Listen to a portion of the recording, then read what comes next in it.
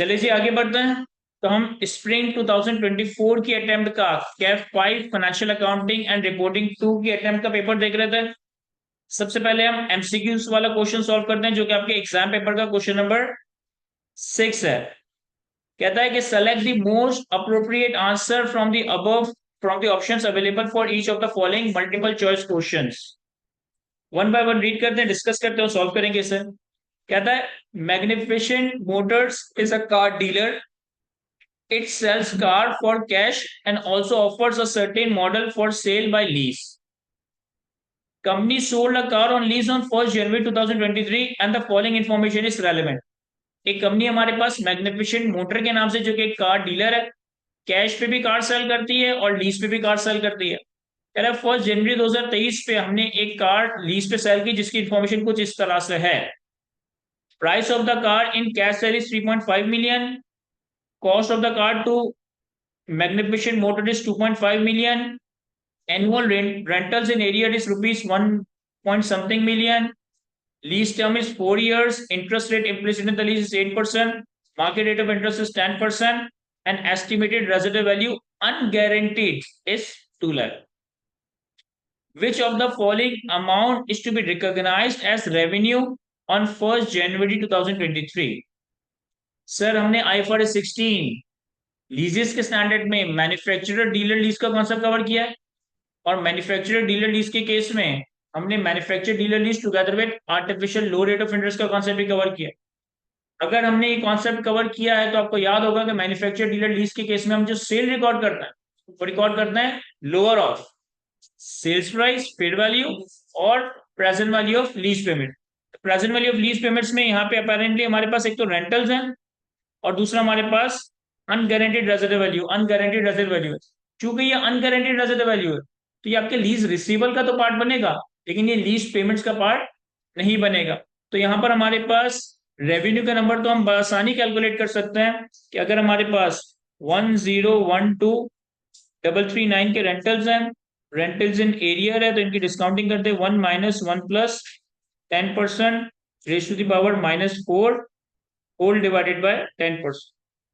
Sir आपने 10% से discounting क्यों की? यहाँ पे तो इंटरेस्ट रेट 8% है। Yes sir, interest rate implicit in lease 8% है लेकिन मार्केट इंटरेस्ट रेट कितना है? 10%। और मैन्युफैक्चर डीलर लीज के केस में हम डिस्काउंटिंग करने के लिए मार्केट रेट ऑफ इंटरेस्ट इस्तेमाल करेंगे। ये कितना आ रहा है? 3.32100000। इसका मतलब है कि 20 का सही जवाब हो जाएगा। सिंपल है। फिर कहता है IFRS 8 would be applicable to the listed parent company separate financial statement as well as consolidated financial statement, separate financial statements only, consolidated financial statements only, audited financial statements only। कह रहा है अगर IFRS 8 का standard है और एक parent company है जो कि लिस्टेड कंपनी है, अगर एक पेरेंट कंपनी अगर एक लिस्टेड कंपनी है तो ये सेपरेट फाइनेंशियल भी बना रही होगी, कंसोलिडेटेड फाइनेंशियल भी बना रही होगी। हमें ये बताना है कि IFRS 8 हम कौन से फाइनेंशियल्स में अप्लाई करेंगे, सेपरेट और कंसोलिडेटेड दोनों, सिर्फ सेपरेट, सिर्फ कंसोलिडेटेड या फिर ऑडिटेड फाइनेंशियल स्टेटमेंट? सिर्फ कंसोलिडेटेड फाइनेंशियल स्टेटमेंट्स में अप्लाई होगा। ये टॉपिक आपने सर अलिया मानुल्लाह ये सर मुजम्मिल मुनाफ के लेक्चर से कवर किया होगा तो ये आप लोग मुझसे ज्यादा बेहतर जानते हैं। मैं देख लेता हूँ सी है भी या नहीं। सी है, C a consolidated financial statement. Point number 3 कहता है the CFO company has asked you to submit the quarterly reports to the bank for the compliance with the loan covenants. He has also instructed you to recognize revenue on orders not yet delivered for increasing profit to comply with the bank loan covenants. The CFO explained that non-compliance of loan covenants would create financial difficulties for the company, which may result in the layoff of certain employees, including yourself. However, compliance of the loan covenants will ensure that all employees will receive a higher salary increment. Which of the following potential threat is not involved in the above situation? Is not involved in the above situation. Sir अब एक student में adjustment जब read कर रहा था कि student ने फॉरन कह दिया सेल्फ इंटरेस्ट है। तो ये इंडिकेशन है कि आपको सवाल को प्रॉपर्ली रीड करना है। वो आपसे ये नहीं पूछ रहा है कि यहाँ पे कौन सा थ्रेट है, कह रहा है मुझे ये बताओ कि कौन सा पोटेंशियल थ्रेट यहाँ पे शामिल नहीं है। सर केस क्या है कि सीएफओ ने आपको क्वार्टरली अकाउंट्स दिए और क्वार्टरली अकाउंट्स बैंक में जमा कराना है, और सीएफओ ने आपसे कहा कि भाई वो ऑर्डर्स जो कि अभी डिलीवर नहीं हुआ उनका भी रेवेन्यू रिकॉर्ड कर दो ताकि हमारा प्रॉफिट बढ़ जाए। अगर तो बैंक के लोन कॉम्पोनेंट्स की हमने नॉन कंप्लायंस कर दी तो कंपनी के लिए फाइनेंशियल डिफिकल्टीज होंगी, कुछ लोगों को निकालना पड़ेगा और तुम्हें भी निकाल देंगे। और अगर लेट से कि लोन कॉम्पोनेंट्स की कंप्लायंस हो गई तो फिर एम्प्लॉयज को हायर सैलरीज दी जा रही होगी। कौन सा पोटेंशियल थ्रेट इसमें नहीं है? Number one self interest, number two self review, number three intimation and number four advocacy threat. Sir कौन सा थ्रेट नहीं है यहाँ पे? सर सेल्फ इंटरेस्ट क्या होता है कि जिसमें हमारा अपना इंटरेस्ट हमारा फायदा हो, तो ये तो यहाँ पे है ना, क्योंकि अगर हमने लोन कोवेनेंट्स की नॉन कंप्लायंस कर दी तो हम खुद ही फारिग हो सकते हैं, और हमारी हायर सैलरी की बात हो रही है, तो ये तो है यहाँ पे, तो ये तो सही जवाब नहीं है। इंटीमेशन थ्रेट ये क्या होता है? सर आपका बॉस आपके ऊपर प्रेशर क्रिएट कर रहा हो, तो ये वाली बात भी है यहाँ पे, ये भी सही जवाब नहीं है क्योंकि आपका बॉस ही आपको कह रहा है, सीएफओ कह रहा है। Self review threat. Sir self review क्या होता है? सेल्फ रिव्यू थ्रेट क्या होता है? जो काम खुद किया उसी का अगर आप रिव्यू कर रहे हो तो फिर यहाँ पे एक सेल्फ रिव्यू थ्रेट बन जाता है। ये है यहाँ पे, अपेरेंटली ऐसा लग रहा है कि ये यहाँ पे नहीं है, क्योंकि हम तो ये बना रहे हैं ना, हम रिव्यू थोड़ी कर रहे हैं। लेकिन हो सकता है कि इसकी बात हो, ये सेल्फ रिव्यू थ्रेड भी मौजूद है यहाँ पे, क्योंकि हम बना रहे हैं और हमें ही शायद उसको सबमिट करना है, तो हम बना के खुद रिव्यू करके सबमिट करें, तो हो सकता है कि ये हो सकता है कि ना हो। वो किसी थ्रेड क्या होता है? फॉल्स इंफॉर्मेशन उसके रिप्रेजेंट कर रहा है। सर फॉल्स इंफॉर्मेशन देकर, रिप्रेजेंट कर रहा है उसको। यानी आपने गलती कर दी, फिर आप उसको प्रोटेक्ट कर रहे हो, आप उसको जस्टिफाई करने की कोशिश कर रहे हो। तो ए और सी तो नहीं है इसमें से, ए और सी तो नहीं है इसमें से, मतलब ए और सी है इसमें, सही जवाब में नहीं है। अच्छा फिर यहाँ पे ना अगर आप गौर करें तो उन्होंने कहा है select the most appropriate answers, तो यानी कि देयर इज अ पॉसिबिलिटी कि एक से ज्यादा भी सही जवाब हो सकता है। अब इस एमसीक्यू को भी रीड करें तो कहता है which of the potential threats, तो हो सकता है कि यहाँ पे एक से ज्यादा भी सही जवाब बन रहा हो। मुझे अपेरेंटली लग रहा है कि बी और सी दोनों सही जवाब है इसका, क्योंकि यहाँ पे कोई सेल्फ रिव्यू वाली बात भी नहीं है, यहाँ पे कोई एडवोकेसी की भी बात नहीं है, हमारा बॉस हमें एक काम करने के लिए कह रहा है। सर लेकिन क्वार्टरली रिपोर्ट को जो सबमिट करें वो तो एडवोकेट ही कर रहे हैं। आईकेप के हिसाब से इसका सेल्फ रिव्यू थ्रेड सही जवाब है। एडवोकेसी थ्रेड थोड़ा मुझे आइडिया देते हैं होता क्या है वैसे, कि मैंने जैसे होता है कि आपने कोई गलत इन्फॉर्मेशन आपकी कंपनी ने कर दी, आप उसको रिप्रेजेंट करें, लेकिन अगर हम इसमें देखें तो हम क्वार्टरली फाइनेंशियल स्टेटमेंट में सबमिट करने लगे, तो हो सकता है हमको एडवोकेट करने वाला। यस, एडवोकेसी की तरह एक स्टूडेंट ने एक्सप्लेन किया कि सर आप कोई गलत इन्फॉर्मेशन देकर उसको जस्टिफाई कर रहे हो, उसको अपनी पोजीशन पे कायम रह रहे हो कि गलती हो गई, अब जो भी है इसको मुंह देना है और उसी को जस्टिफाई करना है, तो ये एडवोकेसी थ्रेट है। और यहाँ पे चूंकि हमने ये फाइनेंशियल जो है बैंक को सबमिट करना है, तो ऑब्वियसली बैंक के साथ डिस्कशन में हम अपने पॉइंट्स को फिर जस्टिफाई भी कर रहे होंगे, तो यहाँ पे एडवोकेसी थ्रेट भी मौजूद है, तो ये भी इसका जवाब नहीं है। समझ आ रहा है या मैं? Point MCQ number 4, which of the following quantitative threshold are specified by IFRS 8 for identification of reportable operating segment? कह रहा है कौन से क्वांटिटेटिव थ्रेशोल्ड्स हैं जो IFRS 8 ने बताया रिपोर्टेबल ऑपरेटिंग सेगमेंट्स को आइडेंटिफाई करने के लिए। Number one, segments reported external revenue is 10% or more of the combined external revenue of all operating segments. Segment net assets are 10% or more of the combined net assets of all operating segments. पहली वाली बात नहीं है sir, segment का total revenue total combined revenue के 10% से ज्यादा होना चाहिए, तो ये तो एक्सटर्नल रेवेन्यू की बात कर रहा है, तो इसका मतलब है कि टू सिर्फ सही लग रहा है। मैं टू में क्या कह रहा है कि नेट एसेट्स, एसेट्स के केस में नेट एसेट्स देखते थे, एसेट्स देखते थे, एसेट्स के केस में हम एसेट्स देखते थे, नेट एसेट्स देखते थे। सर एसेट्स देखते थे ना, तो यहाँ तो नेट एसेट्स की बात हो रही है, तो मुझे आप लोगों की बातों से लग रहा है कि डी इसका सही जवाब होना चाहिए, और डी ही इसका सही जवाब है, नन ऑफ दी अबव। क्योंकि जो रेवेन्यू वाली कंडीशन है उसमें हम टोटल रेवेन्यू देखते हैं, तो ये वाली बात सही नहीं है। एक्सटर्नल रेवेन्यू की बात कर रहा है। और जो एसेट्स वाली कंडीशन है उसमें भी एसेट देखते हैं, नेट एसेट्स नहीं देखते, तो ये वाली कंडीशन भी नहीं। MCQ number 5,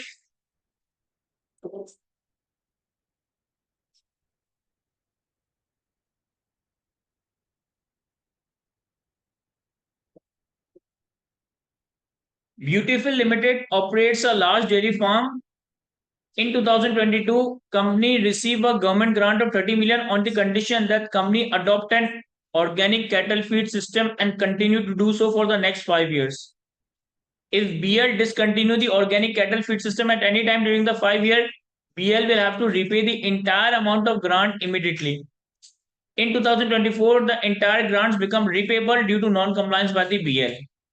The amount taken to the statement of profit and loss for the year ended 31st December 2024 upon repayment of government grant would be. क्या कह रहा है कि 2022 में हमें 30 मिलियन की ग्रांट मिली। एक शर्त पे ये ग्रांट मिली है कि हमें कोई ऑर्गेनिक कैटल फीड सिस्टम अगले 5 साल तक रन करना है। और अगर किसी भी पॉइंट ऑफ टाइम पे हमने ऑर्गेनिक कैटल सिस्टम को डिसकंटिन्यू कर दिया तो फिर हमें पूरी ग्रांट रिपे करनी पड़ जाएगी। और 2024 में हमें पूरी ग्रांट रिपे करनी पड़ गई। तो कहता है the amount taken to BL statement of loss for the year ended upon repayment of government would be. देखें अब यहाँ पे FAR 2 का स्टैंडर्ड नहीं है, FAR 1 का स्टैंडर्ड है। तो FAR 1 के स्टैंडर्ड का हल्का फुल्का रिवीजन आपने जरूर कर लेना है। सर 30 मिलियन की ग्रांट है, 5 साल में अमोटाइज होगी। तो 2022 में आपने 6 मिलियन की ग्रांट इनकम रिकॉर्ड की होगी। 2023 में आपने 6 मिलियन की ग्रांट इनकम रिकॉर्ड की होगी। और 2024 में आपने कंडीशन का ब्रीच कर दिया।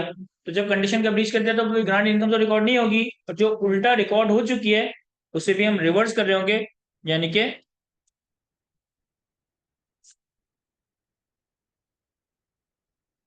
आईकेप ने इसका जवाब निल दिया है। सर लेकिन कंडीशन बैठ नहीं तो वो भी नहीं होगा।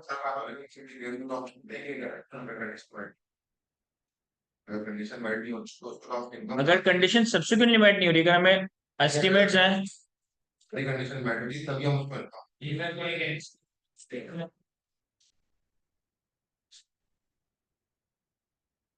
बायोलॉजिकल एसेट की केस, तो ये एरिया आपने IS 41 के साथ कवर किया है।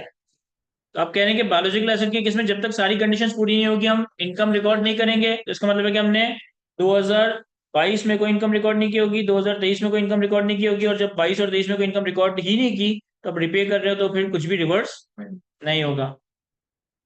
तो डी इसका करेक्ट आंसर है। फिर point number 6, which of the following is not required to be disclosed as a separate line item on the face of the financial statement as per the 4th schedule of the Companies Act 2017?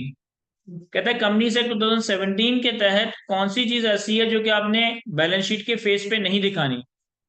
A revaluation surplus, B capital work in progress, C long term deposits and prepayments, and D unclaimed dividend. Sir revaluation surplus और long term deposits तो मुझे याद आ रहा है कि balance sheet पे आता ही आता है। कैपिटल वर्क इन प्रोग्रेस और अनक्लेम्ड डिविडेंड के बारे में थोड़ा सा डाउट है। आप लोगों ने देखा ही है अनक्लेम्ड आ रहा होता है सेपरेटली बैलेंस शीट पे। सर अब तुम्हारे पेपर में 10 दिन रह गए हैं।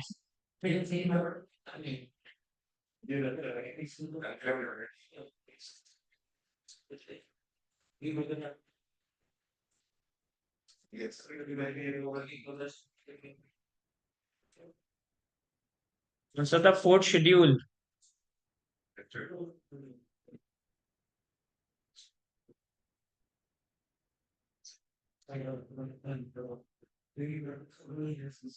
सर ऊपर लिखा है एसेट्स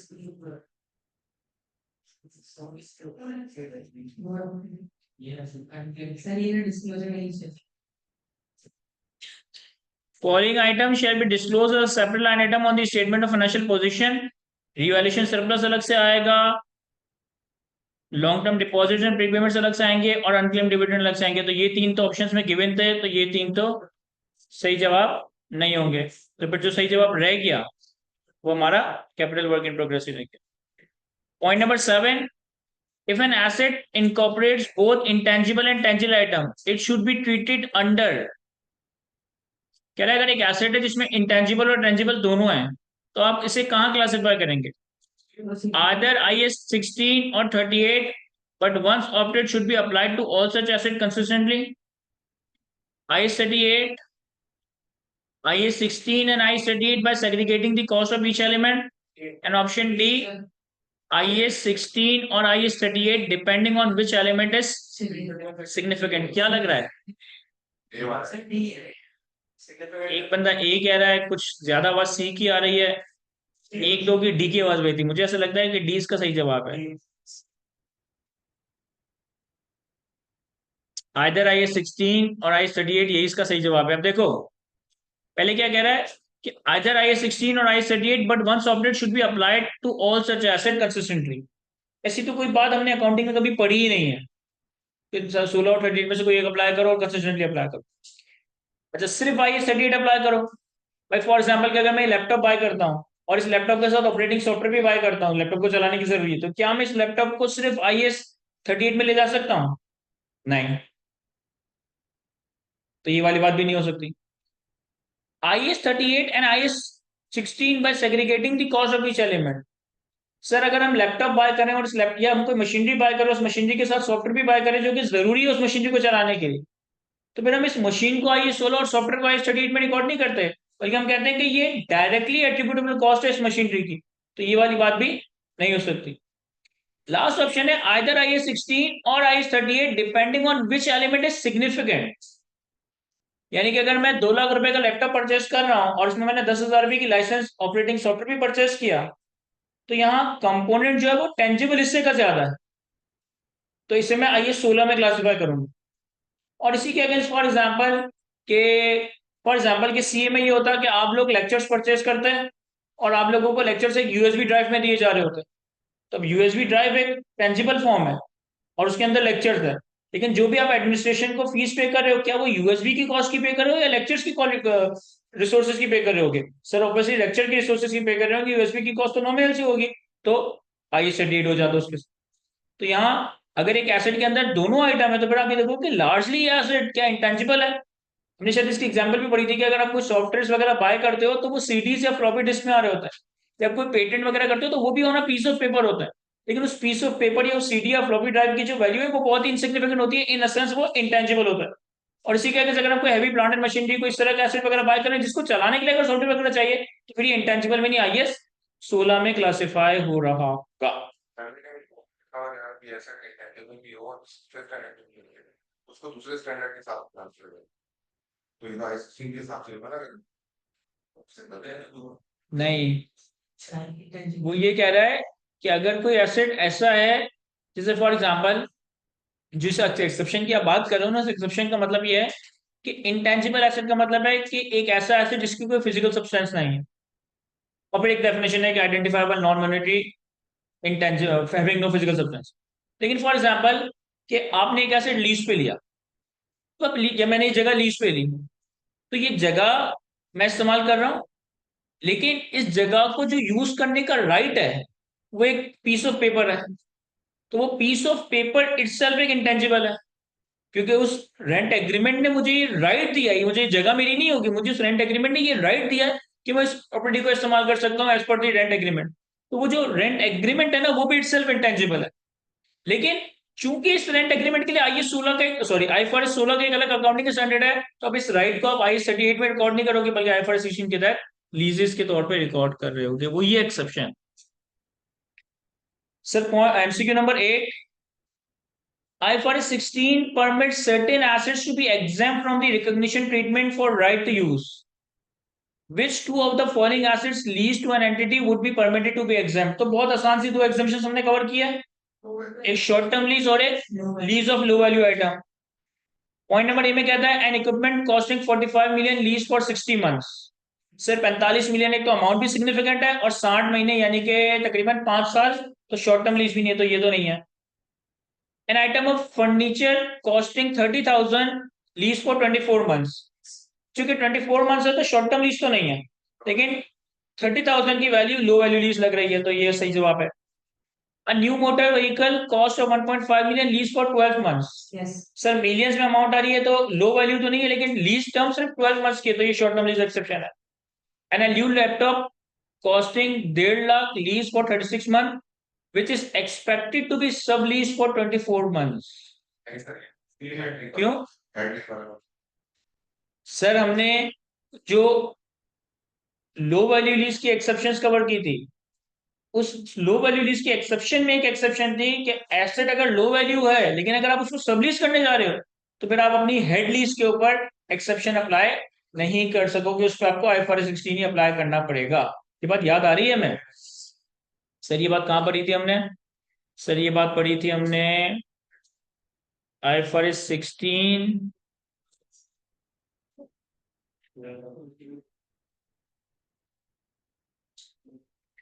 जो हमने ऑप्शनल एग्जम्पशंस कवर की थी, इसमें लो वैल्यू लीज की भी एक्सेप्शंस की कुछ नेगेटिव पॉइंट्स थे, मतलब कि कहाँ एग्जम्पशन अप्लाई नहीं हो सकती. इसमें एक पॉइंट आ रहा था to the head lease in a sublease arrangement, कि अगर एक एसेट लो वैल्यू लीज है लेकिन आपने उसे लीज पे देकर सबलीज ले लिया, सबलीज दे दिया, तो जो आपने लीज पे लिया इसके ऊपर आप ये एक्सेप्शन अप्लाई नहीं कर सकते, इसको आईएफआरएस 16 के तहत ये अकाउंट फॉर करना पड़ेगा. तो डी भी इसका सही नहीं है, बी और सी इसका सही जवाब है. MCQ number 9, which two of the following are primary indicators for determining functional currency of the entity? Number 1, the currency that mainly influence the sales price for goods and of the currency whose competitive forces and regulations mainly determine the sales price of its goods. The currency in which receipts from operating activities are usually retained. The currency in which funds from financing activities are generated. And the currency that mainly influences labor, material and other cost. ये तो इसका सही लग रहा है. और दूसरा कौन सा है? बी या डी? सर डी सही है, कि जहां पे आपकी लेबर, मटेरियल और अदर कॉस्ट वगैरह इनकर हो रही है. तो 1 2 3 4 5 6 7 8 9 9 मार्क्स के या शायद 10 मार्क्स के आपके एमसीक्यूज हैं. मैं समझता हूँ कि 9 में से हमारे कम से कम 5-6 मार्क्स तो आने चाहिए, भले 1-2 गलत भी हो जाए लेकिन 5-6 मार्क्स हमें एमसीक्यू से उठाने चाहिए. कोई एमसीक्यूज ना समझ आ रहा हो तो मुझसे पूछ लीजिएगा.